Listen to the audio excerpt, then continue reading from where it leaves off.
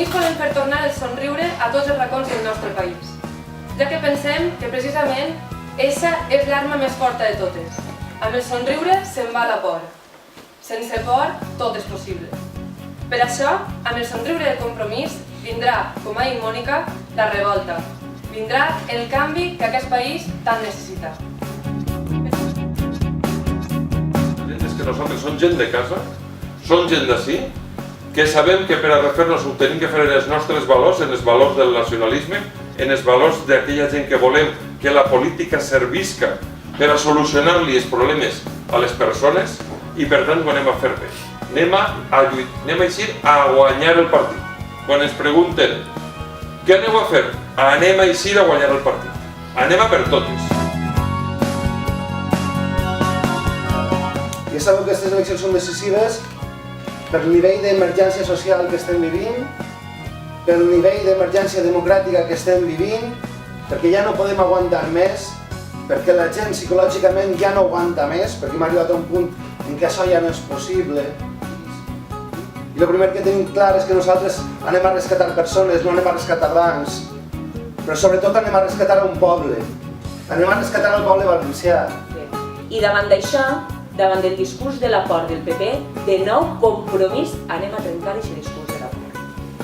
Ho hem fet durant aquests temps, posant-li el somriure, com diu Mònica, el somriure lleva la por a la gent, amb el somriure la revolta, i ho anem a continuar fent.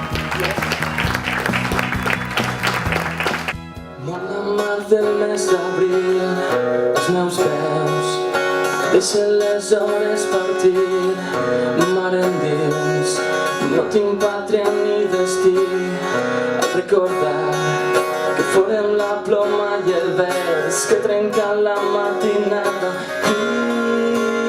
Dita'm el temps, dita'm el temps.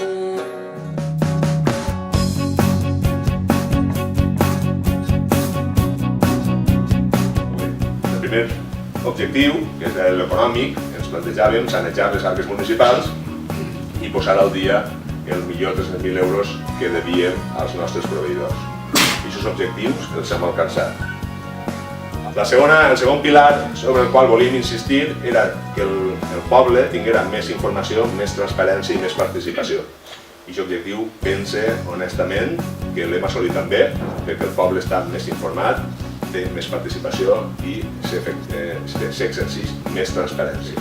I el tercer pilar, que trobo que també hem aconseguit, però que és el més millorable de tots i el que seguirem insistint, era la importància que tenien que donar al benestar social, als serveis socials i al foment de l'ocupació.